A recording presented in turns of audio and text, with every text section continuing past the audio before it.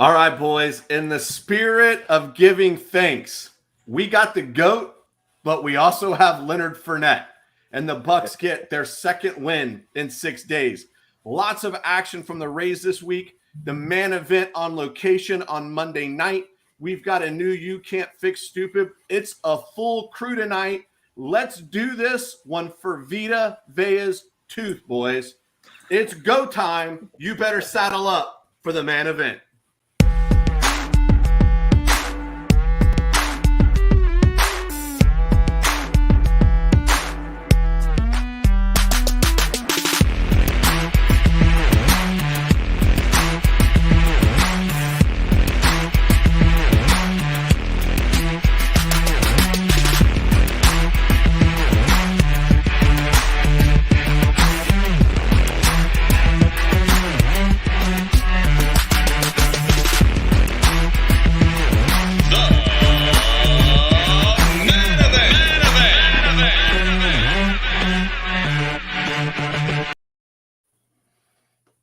Nothing from the Chief. Nothing. Wow. No outfits. No crazy hats. No nothing. I had a hat ready, but I got caught up on this research here and didn't get it done in time. Sorry. All right. So listen.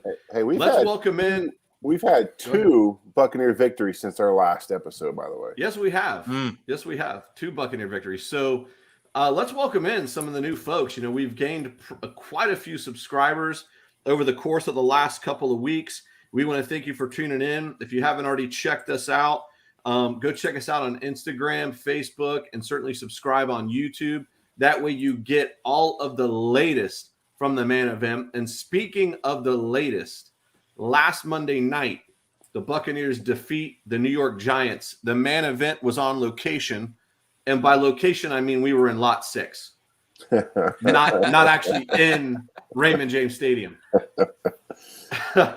So, and I missed most of the action, but I understand you guys had a good time before I got there, at least. You did, but you were providing craft services, so we'll forgive you somewhat. I was providing craft services. They were cold. They were cold by the time I got there. But it did. By the way, it didn't stop any of y'all from eating them.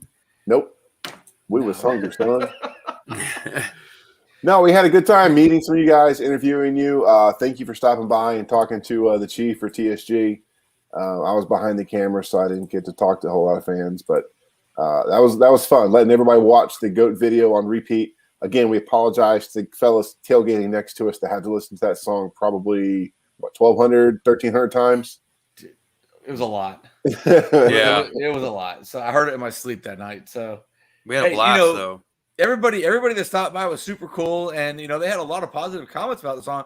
But what I really thought was seeing how many different people that came in, and we had people that came in dressed up as pirates. We had people dressed up as fanatics. We even had a guy dressed up as a parrot with a pirate puppet on his hand, which I didn't actually see the puppet until Poover you called out the puppet. That was kind of interesting. Nothing though beats. Did you guys see the guy in the stands today in Indianapolis wearing a full-on GOAT outfit? Yeah, like it was like a onesie GOAT outfit. It definitely beat our rubber mask, that's for sure. Yeah, interesting. You guys saw Big Nasty. Yeah. Yes. Stop by and talk to us for a few minutes. Yeah. Really cool. What did Big Nasty think about the video? He seemed to like it. That was my first time meeting him in person. Of course, I've seen lots of interviews with him and things like that. And of course, he's in the Hall of Fame. If you don't know who he is, he's the Buccaneers super fan. Pretty much every team at this point has a super fan that has been elected to the Hall of Fame. So he sits in the Ford Hall of Fan, I believe is what it's called, actually, Ford Hall of Fan.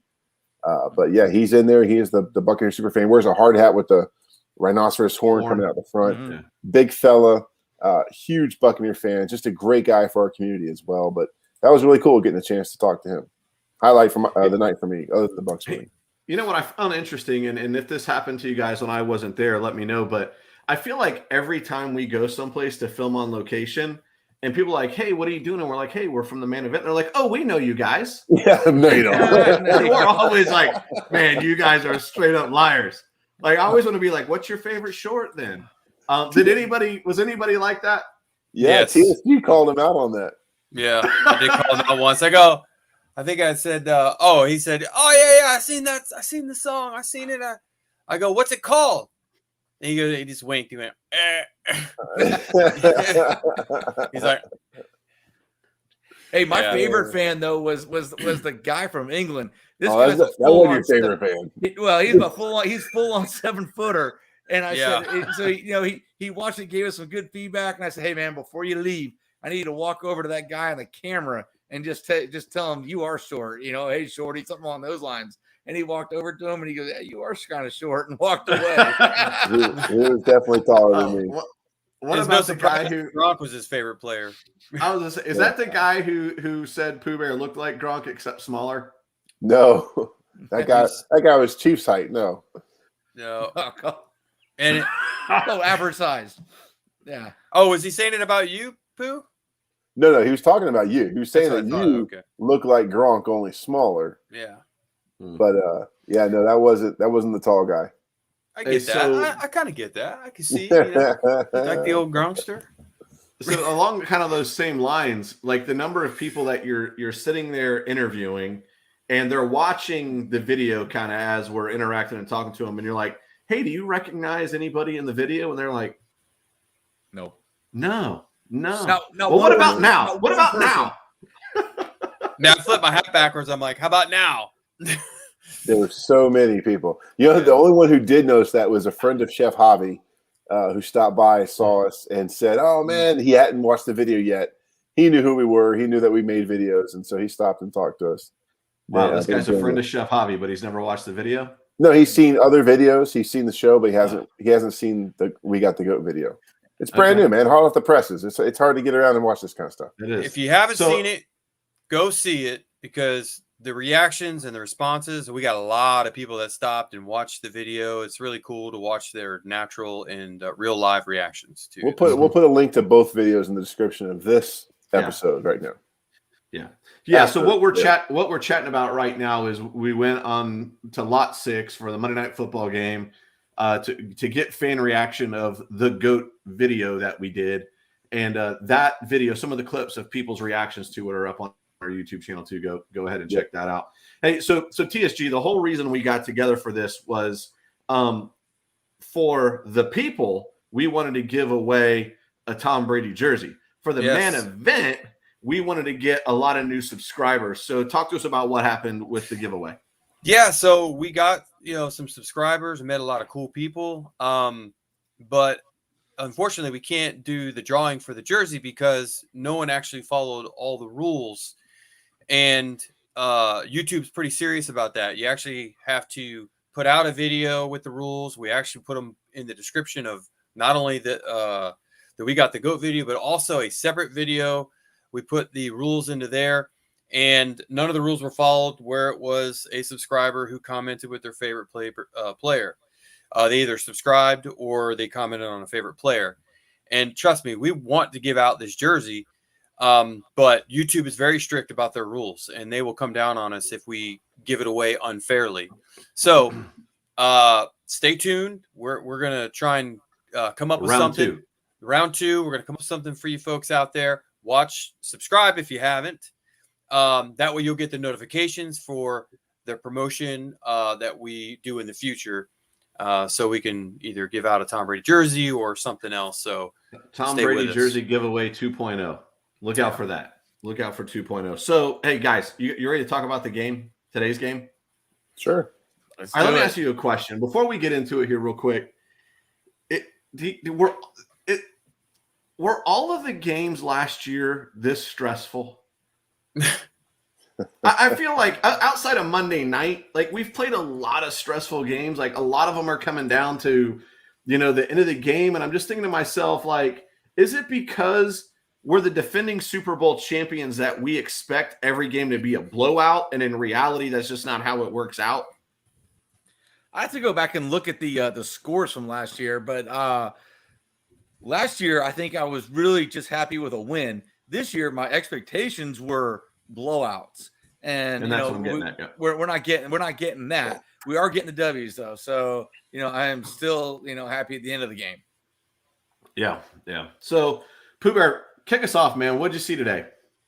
I saw a lot of mishap in the first half, and we kind of discussed this around my table. It seems like this team is just not ready to play week in and week out during the first half for the first drive. So a lot of miscues by Tom, a lot of poorly run routes or misrun routes. The running game was not established yet. Of course, there's a lot of built-in excuses. It was a short week. They traveled on the road. Indianapolis is an up-and-coming team. They're trying to make a mark. Everyone's gunning for number one. All those things are built in there, but it just didn't seem like they were in sync. Apparently, they made the right adjustments at halftime and came out in the second half and did get the W, but it was definitely a close one, especially after that first half. Yeah, I mean, I felt like, Tom came out flat-footed a little bit. I mean, he had a lot of the first two drives, he had a lot of missed throws. Yeah. And then there was the one that hit Evans literally right in the hand, but Evans wasn't even looking at the ball. He was looking in a different direction. It hit him in the hands. That was a perfect throw, obviously, which would have been a first down. And then, obviously we punt right there. But yeah, I think you're absolutely right, Pooh Bear. We're seeing them come out maybe not ready, and they make all of the right second half adjustments. That was it. I don't believe that Indianapolis scored in the second half. Well, they did. They got that touchdown to tie the game. Tie it up, yeah. So yeah, John, that was late in the fourth quarter. John's right. Everyone's gunning for the number one, the Super Bowl champs. Yeah, and I these guys also, I think, are not as tight as they were last year around this time. Everyone was trying to do everything right, trying to earn it. They had to prove themselves. I think there's a little bit of lackadaisical. They're having slow starts that seem just so painful for us. The first halves were like the main event ourselves. Everyone's quiet. We're depressed. We're yelling at the TV. We're kind of in a coma. B loves eating way more than he normally does. And then, that's hard to do. He's slamming down like, sweets and everything. It's hard to watch. Dude, really. Did you eat that French toast thing? I didn't touch it, but I didn't see it until late, and I had already eaten. You must have ate the fruit salad. He went for the fruit bowl. I did have some gravy, though. We had a spoon of gravy. So you guys are going to find, I just found this interesting, being the stat guy that I am. So I agree. It looks like the first halves have been painful all season, right? But I'm looking at scoring on teamrankings.com for the most points in the first half, last 3 games, 2021. And that is, we are number one still in scoring ahead of Arizona. We have the number one scoring offense for the first half of a football game for the season. Yeah. And why does it feel like we're coming from behind all the time? So that tells you something about the talent and how good we actually probably are. Because think about it, we talked about this. We're still hanging in these games, and we still score points. And then, of course, the second half we come back and we really – I ought to look up the second half stuff. It's probably ridiculous. But, yeah, I'm looking at it right here. NFL team first half points per game, 2021, up to 11/28, 2021 is 16.5 points in the first half. We're number one, Arizona, Indianapolis, then Buffalo. And that is a sign of a true championship team that can handle, adversity and handle the letdown and turn it around and still get the job done, right? That is something that you would look for in a champion at the end of a season after a team has won a championship or, done something significant. You would say, look at all the times they turned it around and handled adversity, no matter what was thrown their way. Yeah. Well, I think, we came out in the second half, and the big story of the third quarter was turnovers. I believe we got 3 turnovers in the third quarter and 2 turnovers in the third quarter. Oh, no, 3. You mean they turned it over. Yeah, they turned. Yeah, we had takeaways. Right. And, outside of those, that was at that point, we were either going to get turnovers or the Colts were going to score on every possession. They weren't punting.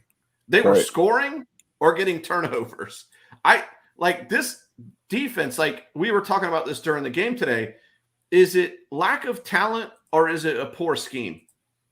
Oh, don't take Chiefs thunder on the defense now. I mean, go ahead, Chief.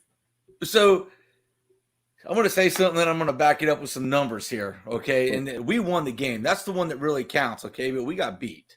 And here's how I'm going to say that. Total yards, we lose that battle, 359 to 392. We also lose the passing yard. The Colts are supposed to be a running team. They're a 23rd ranked passing team in the NFL. That's almost the bottom. 217 yards for the Buccaneers, 285 for the Colts. We also lose the yards per play battle. When we have an average of 5.7 yards per play, they come in at 5.9. We lose the time of possession just by 2 seconds. But I mean, the reality of it is, this is a thing. This is something that we are supposed to be dominating. We lose the fourth down. Fourth down, by the way, they go for it twice on fourth down, convert both times on us. That's embarrassing right there. Total plays. The third and 15. The third. The third and 15, where what's his name? Wentz runs for 16 yards. Like, right. The only guy chasing him is Sue. So that goes to what TSG was saying. It was just about a scheme. You know, when you don't have anybody in that middle ground, those linebackers, they back up the line. That's what they do. When there's nobody there, it just opens it up. And you know, we continue to blitz too often, and when a team is prepared for it, that's just setting yourself up for failure. At that point, you're playing zone. You're giving the receivers a separation just by the fact that you're playing the zone. Listen, I didn't think. Go ahead. Total plays. We lose that battle. 63-67. This is a team that, you know, honestly should have been a completely lopsided victory, and somehow we eke out a win. I'm okay with that, but there's work to be done. Yeah, and I'll tell you why. You're right, Chief. I'll tell you why we won. They had 5 turnovers. They had 3 fumbles and 2 interceptions. We won the penalty battle, 4 for 44. They had 6 for 66, but the biggest was the turnovers. If they didn't have the turnovers, it's hard to win a game with 5 turnovers. They smoke us without the turnovers. We did get 3 sacks, but we gave up 392 yards. All right, so I'll go back to my question. And so, you know, Chief, you made a good point about, you know, this is primarily a running team that came out and put up a lot of passing yards on us. Well, outside of that touchdown drive that they had in the fourth quarter, they didn't really run the ball on us that well. Passing game was all they had, and our secondary has proven that we can't cover, well, whatever it is. And by the way, it was the dink and the dunk early in the season. Now we're getting beat deep. So, you know, we solved the one problem, and you have another one. My question going back to that is this a talent problem, or is this a scheme problem? And after 11 weeks, when are we going to figure this thing out? So think about this. We essentially had our opening day defense back on the field for the first time since opening day. I mean, everyone was there except for starts with a C. Davis wasn't there. Carlton Davis. Carlton. Yeah, Carlton Davis is not there. Well, other than that, everyone's there. And we lost Jamel Dean during the game, and we also lost Devin White. Devin White during the game. Yeah, Devin White. Yep. But we didn't lose those guys until after they had already, you know, crammed it down our throats a couple of times. Correct. Okay, so it's not these guys we have the talent. I really do believe the scheme is the problem right now. And Todd Bowles, some of the commentators even talked about it. They were like, you know, they're continuing to put 5-6 guys on the defensive line. They're not getting to the quarterback, and they're allowing these passes, you know, to be made because, you know, they're just sitting back in zones. Yeah. And hey, John Jones, I actually do have an answer for his comment right there. He's right, and I'll give it to you in a sec. But yeah, I mean, the Chiefs right on that. Our defensive scheme is, I think what's going on too is we had so many players that have been injured, and they haven't had time on the field to work out the kinks and to play together. Yeah, it does take time to gel, just like the offense does. Defense comes a little faster than offense, but I think that's kind of part of the problem. And, you know, they got to get it figured out. Plus, teams have figured out a few things on our defense from last year. We're the Super Bowl champs, so they're coming at us with everything they got. And they've got a lot of tape. And there's some stuff, you know, we got some weaknesses, and they're exploiting those. We got to correct. We got to fix it. John Jones. to his point, he says, look at how lopsided we are both sides of the field, home versus away. I do have a stat, that same stat, home versus away for the first half. And home is 23.6, away is 9.4 points in the first half. It's huge. Very lopsided. We're having a difficult time scoring on the road, which great. We go. The main event, by the way, is heading to the game in Atlanta on Sunday. Yes. We're gonna be live at the game, so hopefully we walk away winners. Not in the lot this time. We're gonna actually be inside into the stadium. Inside. Which there's some things we need to talk about offline that I thought about while I was taking a shower earlier. If we're going to continue some traditions, we're going to have to figure out how to do them, but we'll get to that in a minute. You feel them.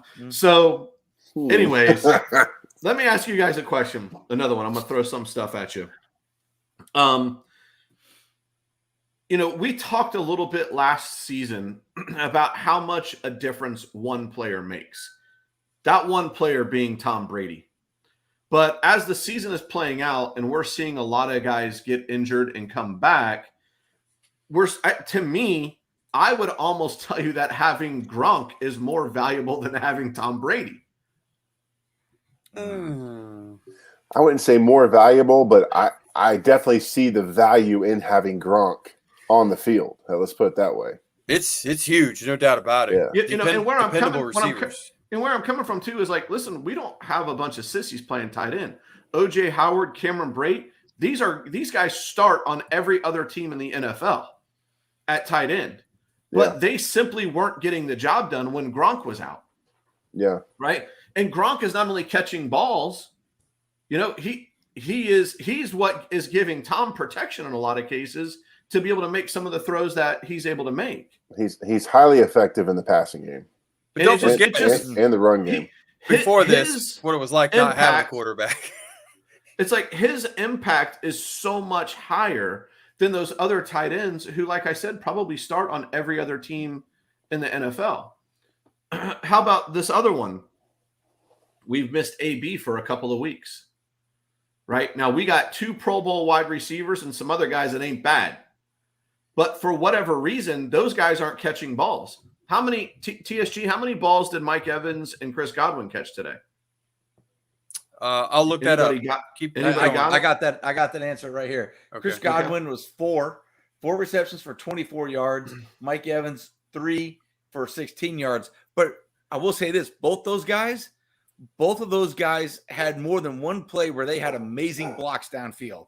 Mm-hmm. I mean, So a lot of these Mike Evans had the great block that got Lenny in for touchdown number 4. Yeah. And what a lot of these teams do is they're going to decide how you're going to beat them, and they're going to say, we're taking Mike Evans out. You're not going to beat us with him. They're going to shade somebody over, double team him, whatever they got to do to take him out, right? And then who was the other player? Is it Chris Godwin or who? Chris Godwin. Yeah, and then Chris Godwin. Maybe they're closing off the middle because they got some really fast, really good linebackers, which they do, and they hit hard. Or Chris Godwin did what I think maybe Chief said. He ticked off Tom Brady, not looking at him, or Mike Evans not looking early enough in a route. Yeah. They should always they dropped some balls. Yep. So I think he gets tired of these little, mistakes. That these are details that professionals need to pay attention to.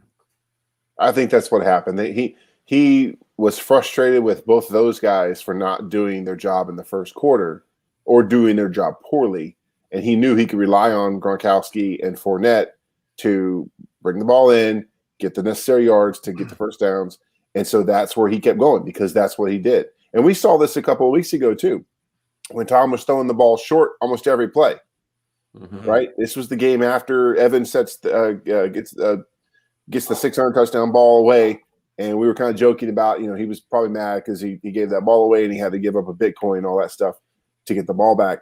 And we were just kind of jokingly saying that, but man, it appears that there might be some real, some animosity there coming from Brady towards these receivers. And we've heard him say this before too. Hey, if you don't do right in practice, you're not going to see any more balls. He has said that. Yes. In many, videotapes of training camps and practices and whatnot. I haven't watched this man in the arena series yet, but apparently there's some stuff like that in there where he is not ashamed to say, if you don't do your job, you're not going to get any glory.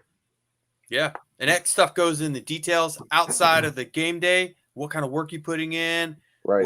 What are maybe they're not putting it in like they should be.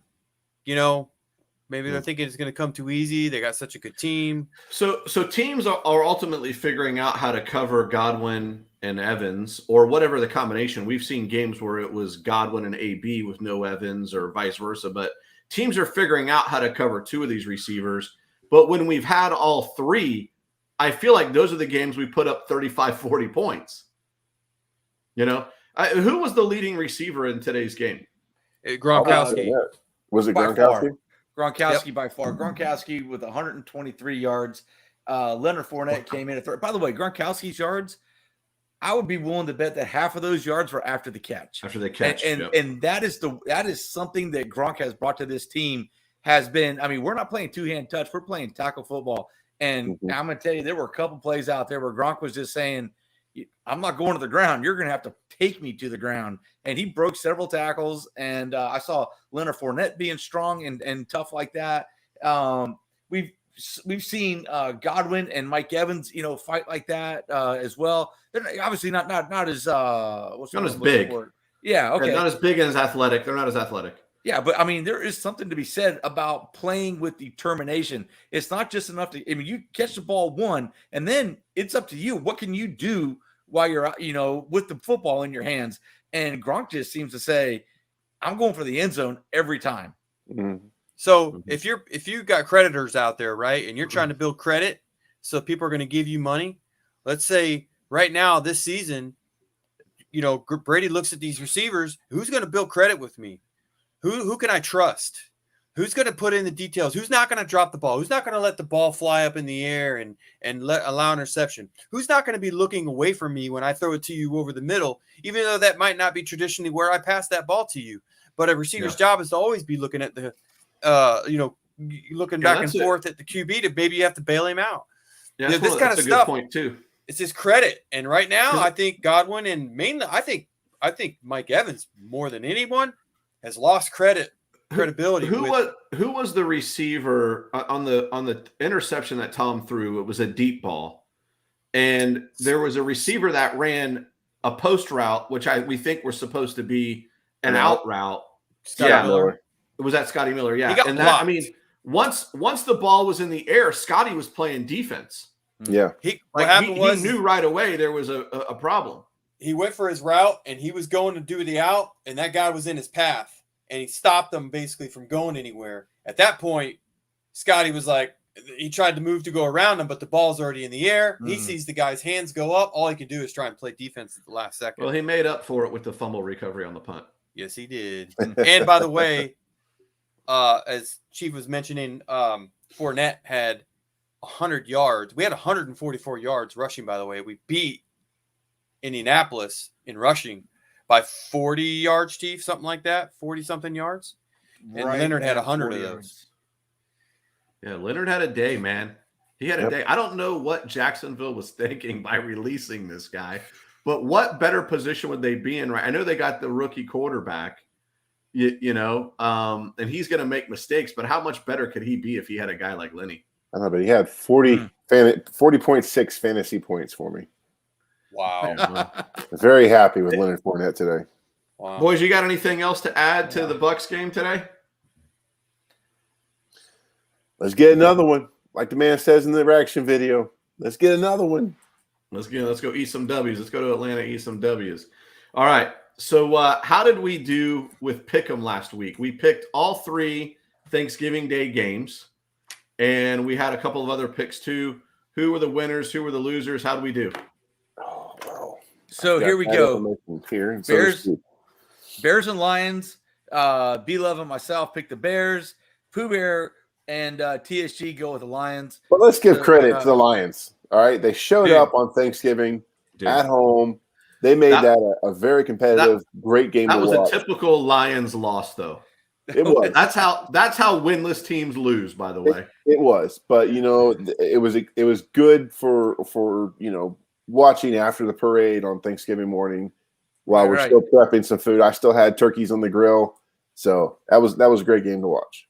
But no matter how you slice it, no points for Pooh Bear. Nope. Okay, that Raiders and Cowboys here. Pooh Bear does get on the scoreboard. Oh. Only one to pick the Raiders. Myself, B-Love, when Cowboys, TSG, for some reason, picked the Lions again. The Bills and the Saints. Myself and Pooh Bear, saw what was going on with the Saints. We went Bills. B-Love went rogue on his own and went with the Saints. So unlucky there. Falcons, Pooh Bear, man, he's got some sort of crystal ball going because he has the Falcons over the Jags. Yeah, man, maybe I give the Jags too much credit.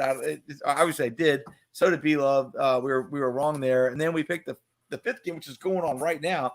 I don't think it's over yet. But it just became a closer game. Yeah? Yeah, they're still going at it. It is now my bad. It's 25-36. Green Bay. That's not very close. No, well, apparently the score just changed, so. Oh, okay. That's the latest. Yeah, it is 25-30. Oh, there's only 2:44 left in the game. Yeah. I picked up with Rams. Looks like I'm not going to score there. Pooh Bear and B-Love probably going to pick up, most likely going to pick up an extra point. Yeah.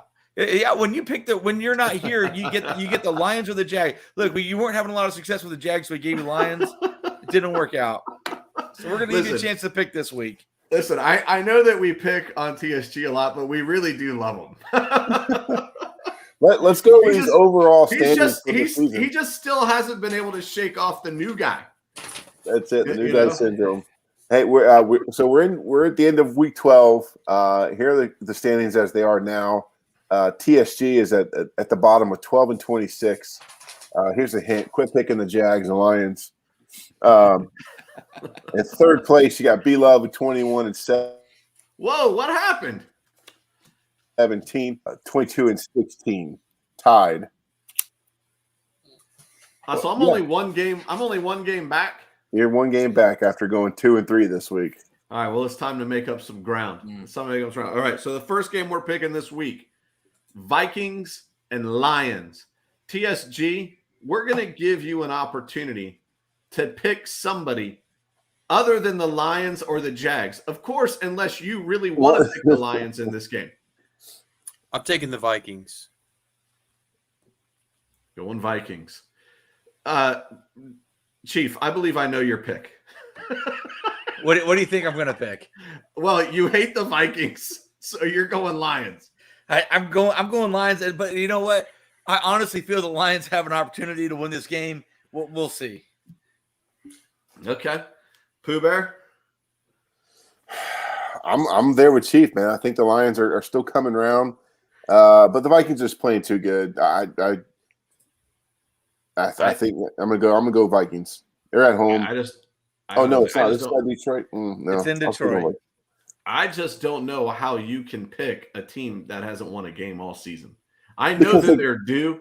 I know that they'll eventually win a game, but they're not going to beat the Vikings. It's still an NFL team playing against another NFL team any given Sunday. All right. So Georgia versus Detroit. Georgia. Are you kidding me? Detroit's going Georgia NFL wins. team is going to beat any college team out there, man. That's just the way it is. Georgia Bulldogs. Yeah, that's what it means. Defense, man. No, Chiefs right though. All right. So obviously, I got the Vikings. Game 2, the Giants versus the Dolphins. I'll start with you, Chief. What do you got? Tua's back. He's playing well. I'm going Dolphins at home. All right. TSG? Dolphins. Dolphins, huh? Yep. All right. Pooh Bear? Man, I like the Dolphins here as well. New York was playing well today as well. I think they won. I'm still going to go Miami. So this one's basically a wash because we're all going to go with the Dolphins. I think the Giants have problems, and they're not getting fixed anytime soon. Okay. And did you go? I was writing the other games down. Did you go Vikings or Lions? I went Vikings. Okay. All right, game 3, Chargers at Bengals. Pooh Bear, who you got? Oh, man, I really want the Chargers, but golly, they cannot get out of their own way. I'm a big Justin Herbert fan. I want them to go, but this, you know what? This will be a great game to watch for the 2 number 1 quarterbacks from last year's draft between Burrow and Herbert. I'm gonna go Bengals. All right, TSG. I'm gonna go with the. Man, this is tough because I picked the Chargers to be, but it's tough, man. This is a tough game. This is a tough game. This is a tough game. I'm gonna go Bengals. Okay. That's a good choice of a game right there, guys. That's that's a tough one. that. So listen, to me, this is a tough one to pick. I'm going to go with the intangible of I think it's going to be pretty cold in Cincinnati, and that's going to be an outdoor game. And I think that's advantage Bengals, so I'm going to go with the Bengals here. That's the reason why I was going to go with the Bengals as well. So, I mean, this was not – I was really hoping to get a little more division here. But we're lining up too well here. All right, we got 2 more to go. You picked the games, so I'm assuming you're going Bengals too, Chief? Yeah, I have to. Okay. I mean, you're talking about a warm. We are a warm weather team who does not play well historically in the cold. I think the Chargers are pretty much along the same lines. Just doing it from the other coast. So, and it could be really cold in Ohio this time of year. So. Yep. All right. So we got the Washington football team versus the Raiders. All right.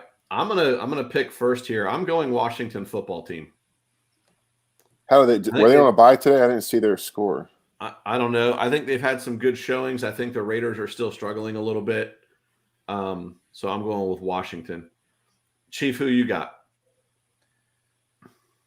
So I don't see a score from Washington today. They must be on a bye this week. Well, they play tomorrow night against the Seahawks. That's what it is. There it is right there. I'm going to go Raiders. The Raiders just beat the Cowboys on Thanksgiving Day. Put up a ton of points. They don't have a head coach, but, man, everything says I should be picking Washington, but I'm going to go Raiders. All right. TSG?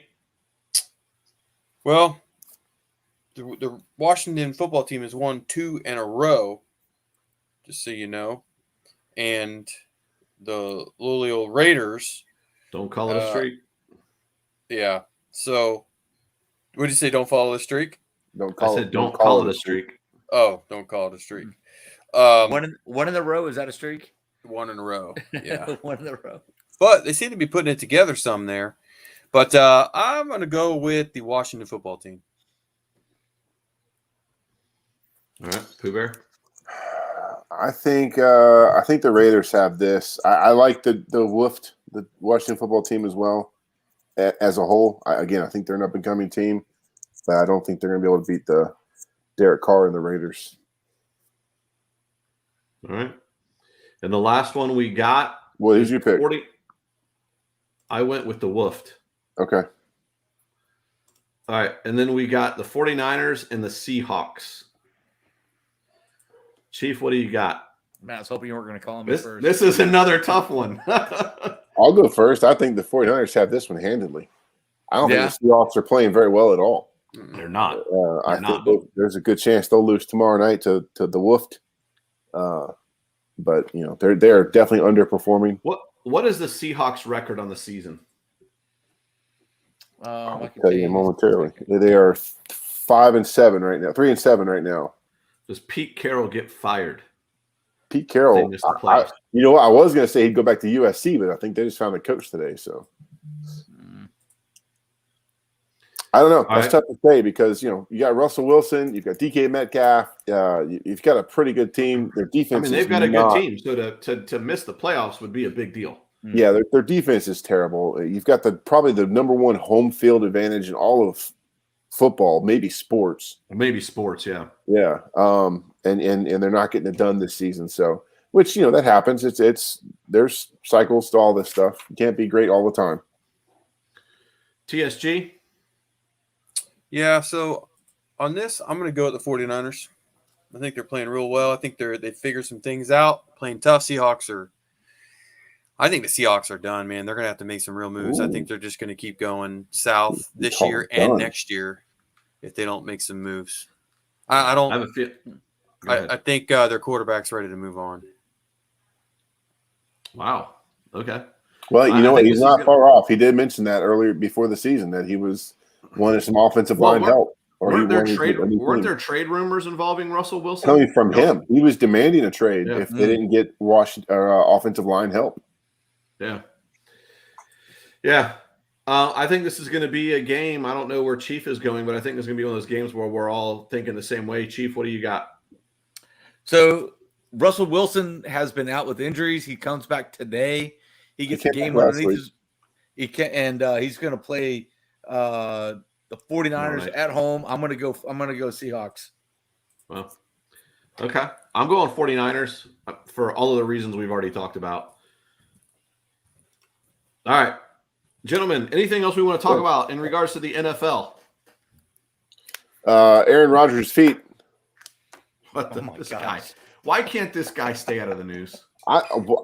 For as smart of a guy as he is, he does some pretty dumb things. Yeah. Can he be this week's You Can't Fix Stupid? Yes. Well, when you're getting your medical advice from Joe Rogan, I mean, come on, man. Tell us about the feed story. Hang on, we got to run the stupid stinger.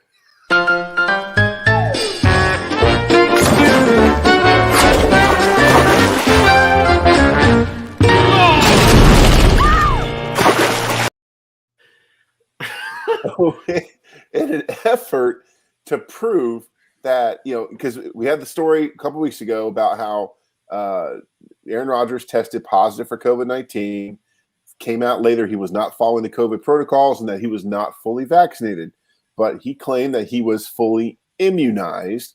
And in his description, he had previously contracted COVID, therefore had antibodies, therefore was immune to any further infection and infecting anyone else.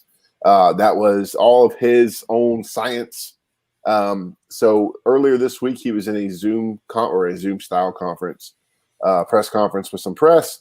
They asked him about, how he was so certain that he had COVID, and he brought up I don't know how popular this theory is or where the theory came from, but that people that have had COVID, we know that they have some lasting issues, right? There's some breathing issues. Some people that have contracted COVID later on, 6 months, 8 months, a year after having COVID still have breathing issues. There's some cognitive problems, but potentially some brain either. Listen, I will tell you the biggest side effect that I've had from having COVID a year ago, I'm still fat.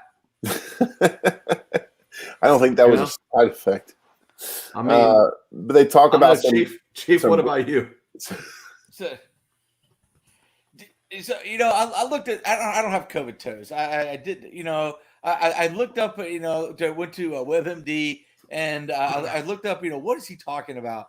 And dude, the stuff that they're showing on WebMD is very different from what he's trying to demonstrate in those videos. Whether he has COVID toes or not, I don't have any problem believing that the man had COVID. I'm not sure why he feels that he needs to prove that. But yeah, I'm not either. We're talking about toes that are purple and blistering, and he just showed some dogs that didn't have socks on. I mean, it's just very strange. This guy just keeps coming up with this strange thing. He claims he's growing his hair out for a Halloween party, but then doesn't go to one, or for a Halloween costume doesn't do it. Yeah. He demands that he be involved in personnel decisions for his team, and he's not. And then I don't know. The guy's a kook, man. Yeah, crazy. Well, we saw Brett Favre today in the stands. Oh my gosh! I would have swore, bro. I would have lost lunch betting that was Brett Favre. What did his hat say? Run it again or something like that? Just run the ball. Just run the ball. Okay, yeah. All right. So what, Chief? Who has the other? Is it you, Chief? Who's got the other? You can't fix stupid story. What do we got? Yeah, and unluckily, it's also about COVID. So, but this one has to do with this cat in Austria, who Okay, let me just set a little background stuff. Okay, so over there, apparently in Europe, there's 2 ways that you can show that you have immunity. You can show your vaccination card, or you can show a green card, and the green card there signifies that you have antibodies. So you've had COVID, and then you don't have to receive the vaccine. Okay, so this cat has gone a year and a half now since this thing has started without catching COVID. So he goes to a COVID party in Italy with the intention of gaining immunity by intentionally getting COVID. Okay, that's stupid. Okay, but it's really stupid. There are parties Yeah. dedicated to come to my party. We all have COVID. You'll get it too. Someone at the party has COVID, and then the idea is to go hang out with everybody. I guess everybody's coughing on each other. I don't exactly know what they're doing, but that is the game. That is the goal. It worked. He got COVID and he died from it. I mean, this is he had gone a year and a half without catching this thing, and then he goes and does it intentionally. I mean, that is the epitome of you can't fix stupid. Well, actually, they did fix stupid. He died, so he's fixed. Dude, don't. It's fixed. No more stupid. Fixed it. All right, listen, I'm going to switch gears here a little bit. Wow. Hey, public service announcement right here. If you have the option of getting COVID or getting the vaccine, I highly recommend the vaccine over just getting COVID. So there you go. Yeah. All right. The Rays with some big moves this week. Big. Your boy, we talked about it last week on the show, the rumor about Wander Franco signing a long-term deal. And my advice to him on that show was sign that sucker. And he did. So this week they signed him to a long-term deal with a team option for, I believe, a 12th season. 12 years, yep. 11 years, least 11 years. What are you guys' thoughts? First of all, dude got paid. I love it. I absolutely $223 million. Dude, that's a lot of money. I don't care. I know Apu was saying last week that he's got to pay a bunch of people. He's got to pay his agent. Dude, I don't care how you slice it. $223 million is a lot of money. Yeah, it's congratulations to that young man. I think 125 guaranteed too. So that's money in the bank right there. So as a Dominican, does he pay taxes to the Dominican Republic, or because the wage was earned in the U.S., he pays income tax here? It's here. It's done here. Does he get double banged by the Dominican? It's actually, one of our guests at the party today actually broke this down for me and explained it about how professional athletes are taxed. And it's based on where you actually earn that money. So if you travel to, Ohio to play a game or a series of games, you are taxed on the tax rate in that state that you earned it in. Oh, so like if the state has income tax. Right. That's why I was kind of like, okay, because it still makes sense in the sense that wherever you're based, you're going to play half your games there. So a lot of people say, sign with a Florida team because there's no state income tax. Well, that's true, except for the fact that you're only going to get half those games, no tax. The rest are going to be tax based on those locations. Wow. I feel bad for an accountant in this situation. Oh, they've got it down though. Apparently, I mean, it's second nature to them now. Yeah, he's definitely paying income tax here. He has to have a Social Security number to get his green card so that he can work here. Yeah. So he's definitely paying tax. Now he may, if he tries to take that money into the Dominican Republic, he may, pay some sort of tax there as well. But I'm not an accountant, and I did not sleep at a Holiday Inn last night. So, what we do know is that for the next 10 to 12 years, you can buy a Wander Franco jersey and feel comfortable knowing that he will still be here as a Ray. Much like the Evan Longoria deal, because they're not going to trade him at that point. Right. Well, they signed Matt Moore to one of those deals. Yeah. And there was another player I'm trying to think that they signed to one of those. Was it Kiermaier? Oh, Kiermaier. Oh no, Brandon Lau. Brandon Lau. Yeah, it was Lau. Yeah. They signed one of those long-term deals. And listen, I think it's smart, go ahead and pay the guy money now. You're not going to be able to afford him in free agency. Right. Lock in, and the win for Wander is it's a guaranteed contract. Correct. Right. Yes. So, he could crap the bed in 2 seasons and get sent down and still get paid. Right. He could get his unconditional release, still get paid. So it's a smart when you feel like you got a sure thing. I think it's a good. Yeah, this was a win-win for both parties for sure. Yeah. Yeah. So 20-year-old unproven talent who we, as the main event staff plus the Rays, feel is a surefire top 5 talent in all of baseball in the very near future. This guy legitimately could be an MVP candidate over the next couple of years. I do. I firmly believe that. I don't think he's going to be a very Tatis. He's not going to be a Tatis Jr. or Vlad Guerrero. I think he's going to be better than Tatis. He's going to be similar to Tatis because of his flamboyance and his abilities in the field. Tatis, I think, has more power than Franco does.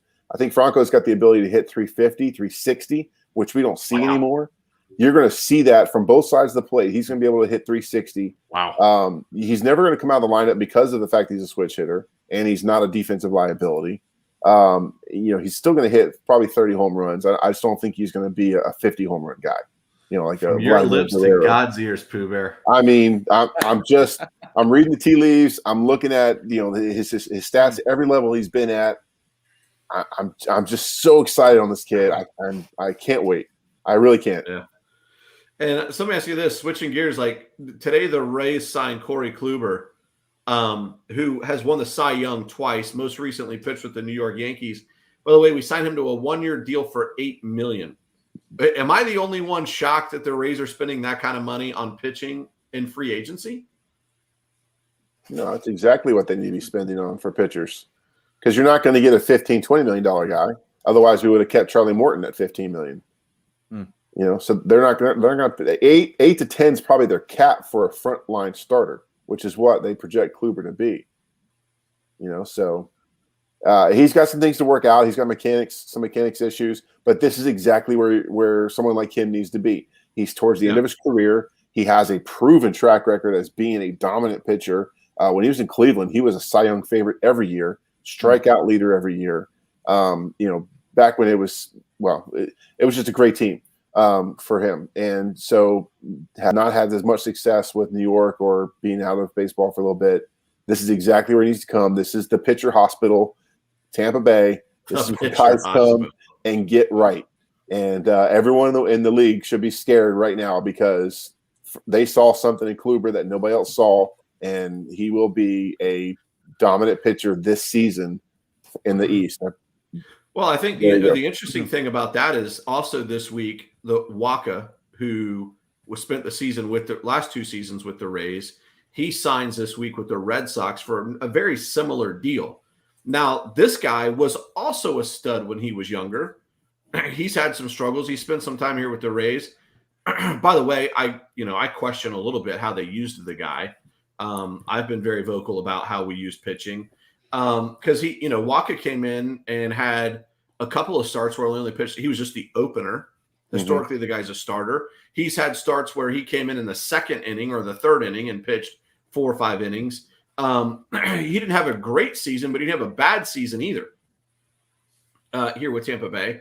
So it surprised me. I mean, are these guys similar? Are they going to get the same amount of wins? I don't know. I feel like Waka was signed by the Red Sox because he knows Tampa. That's what he's bringing to the Red. I mean, he's an okay pitcher, right now but he's bringing information that inside information to the Red Sox, and we are going to be in competition with the Red Sox again, the Yankees, and probably the Blue Jays, next year again. Yeah, so it's going to be a tight division. I think, to what your point, B-Love, what you're saying about his usage, I think it was a lot of that was on him, though. His unwillingness to convert to the Rays way. So the Rays have a very specific way they use players, pitchers specifically. You've got to be very flexible. I don't think he bought into that philosophy until 3/4 of the way through the season when he started to actually play well or pitch well. And that's when I think that he finally bought into Cash's mentality and Schneider's, tutelage. So if Kluber can do that straight off the get, I see no reason why he's not a 14, 15 game winner for this team this year. Yeah. All right. Well, it'll be exciting to see. I mean, there's some free agency is still going on. So the hot stove league is heating up. I mean, Shortstop is a position that has a lot of depth in free agency right now. We just locked our guy up for 12 seasons, but we'll continue to watch that. But it's pretty exciting times, I think, for the Rays. New face of the franchise. That's it. Oh, absolutely. Get your jerseys for your kids. Yeah, new face. Get your rookie cards. All right, so guys, we haven't talked hockey in a couple of weeks. Let's spend a little bit of time. How are the Lightning doing? So Tampa's in third place with they are 12-5 behind Toronto and the Florida Panthers. It is a close race. Tampa's only 3 points behind Toronto. Stamkos is just, I tell you guys, I used to have a problem with Stamkos because I felt like he got injured a lot. And if you're not available, you can be really a great player, but it really hurts the team. But I'm going to tell you something. Stamkos has been available last year and this year, and he has been the leader and the captain that we all hoped that he would be. He's a monster out there. He's the guy that's making things happen when nobody else is. He's leading the team with 24 points, 11 goals, 13 assists. He scored the lone shootout goal the other night, and he's leading the team. He's doing it all, and he's killing it on the power play as well with that monster of a one-timer that he's got. Sad news, Braden Point, Kucherov are out for 4 to 6 weeks. Braden Point's got an upper body injury. Took a stinger in the wall, man. Oof. Yeah. New Jersey Devil tripped him, and then he went into the wall. He's got a shoulder injury there. They ended up winning that game pretty handily as well. They've won like the last 5 out of 6, but it's just that Toronto and Florida Panthers are just also on a tear as well. And good news, Vasilevsky wins his 200th game against the expansion team, the Kraken. They beat them 3-0 the other night. What a great tribute to Yanni Gore, too, by the way. Yeah. Yeah. Dude, I love, man. Yanni Gore is now Kraken after being drafted by them off the Lightning roster. And he came back to town, got his ring for his second Stanley Cup, and great video tribute by the Lightning. Yanni Gord, man, I think he's such a likable guy, man. When he got taken away from us, I don't know if you guys remember when Superman was crying at night for in those beginning series 30, 40 years ago. When Yanni Gord was going, I'm still crying about it. But the other thing I'm crying about is Corey Perry. And this guy is a -2 when he's on the floor. He's got only 2 goals and 3 assists. This guy lands on these great teams. I don't know what he's done on the other teams, but he has really been a liability. And me being at the live games and watching, he is not. It's been a liability. You being at the live games has been a liability as well. Mine don't have as great of a record when TSG goes to games. I always get upset when we get a text that he's going to a game. So, but to your point, Corey Perry was a big pickup for the Lightning this year in free agency after losing basically the entire third line. Yes. They had hopes that he would come in and kind of fill that as a veteran. TSG's right; he kind of finds a way of signing deals with teams that have recently won the Stanley Cup. He does have a knack for coming alive in the playoffs, though. So here's to hoping. Yeah. To what you're saying, that -2 gets turned around and he starts to produce a little more towards the, as we make a playoff run. Another guy you don't want to see in the -2 realm is Sergachev. Yeah. And I don't know. I see Sergachev out there playing, and I feel like he's stubborn. I feel like he's hard to coach when he's out there. He has the potential. They're talking about he's going to be, maybe the best defender in the league in the next 2 or 3 years. Right. But but he's got to be coachable.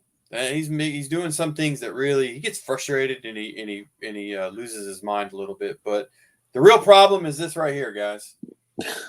The TSG jersey, the sweater the loser sweater. When I wear this, so I wore the hoodie. We won. So I'm going back to the hoodie next game, and we'll see what happens. Yeah. So it's sad. It's sad. The reverse rabbit's foot. Yeah, I need a Yanni Gord jersey. Yeah. Well, boys, I think that's it. That's all we got. Woohoo! We're done. All right, that's going to be it for us folks. Thank you for What's for watching. If you dinner? made it this far in the video, you are a real one. We appreciate your dedication to our hobby of Sunday shows. We will be back live on Monday next week with just me and B-Love. It looks like until we can find a fill-in, these other two guys are going to go to work or something. So catch us then live Monday at 7. 10 minutes maybe. If you haven't done so already, go ahead and take this opportunity to subscribe to our channel, like this video, and share it with your friends. We'd really appreciate that. Until then, have a great week. We'll see you then. Go Bucs, go Rays, go Lightning. Say goodnight, Chief. Good night.